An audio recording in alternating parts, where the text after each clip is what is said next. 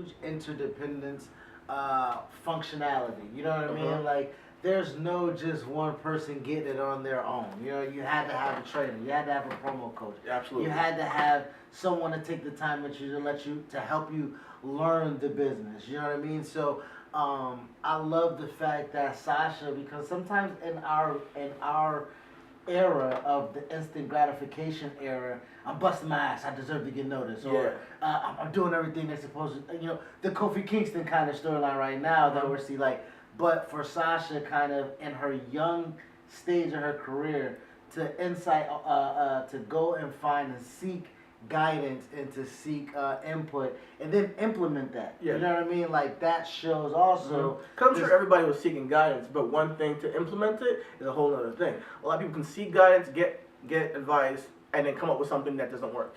Sasha came up with something immediately that worked, that stuck, something that she can be confident with and portray confidently and make us believe. And that's the narrative of a boss, though. That is a narrative of a boss, to be honest. Like, real life, that's the narrative of a boss, to, like, see things take place in front of you and not want to make the same mistakes of others before you. Sasha kind of sees the realm of the women division. It's what we're talking about, 2013, 2013. It's nowhere near the Give Divas a Chance or hashtag. It's nowhere near Divas Revolution. Women, like, none of that.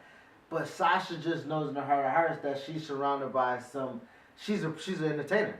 Again, back to our bracket, like, she's a sports entertainer. Yeah. And she just, a boss mentality is like, yo, I'm going to take the bull by the horns and I'm going to make this work. You know what I mean? So shout out to her just dropping little seeds of that, sprouting into what we see now. I mean, Sasha was on a mission. Sasha was on a mission not only to be the best, but to change the image of women and wrestling.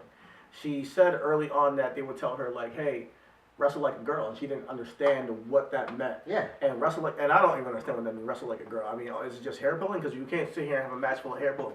But back in the day, that's legit what they would do. Hair pulling. Wrestle like a diva, man. Wrestle like a diva. And she was on a mission to change that. And for the first part of that was creating that character. So she had that, and she created that character. That was the first step. Like I said, she was in this BFFs group, which I think helped her create that that helped her turn and create a little bit of an edge. Her and Summer Rae were kind of like mean girls. And then later on, November 13th, like I said before, Charlotte eventually turns on Bayley in a match, and she joins them, and they become BFFs all together as a trio. Now, speaking of Charlotte, I was just about to say, the inconsistent, like, we've saw inklings of inconsistencies in WWE writing early on that we didn't pay attention to because obviously it's 6 years ago. Nobody is as intricate of a wrestling fan as we believed that we were. Charlotte and Charlotte and Sasha, from the beginning of their time together, had that budding rivalry in NXT. Sasha came in as the independent one that's just working to get herself and trying to prove that she is on the level or being a professional. Yeah, she had to earn that respect. Exactly.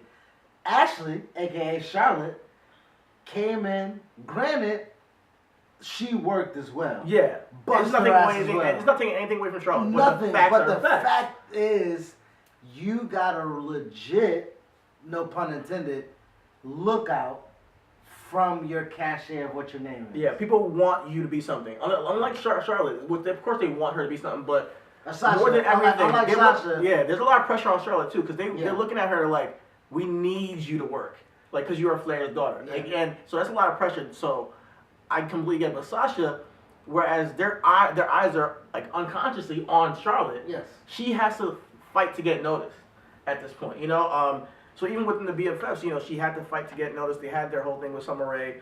Charlotte around this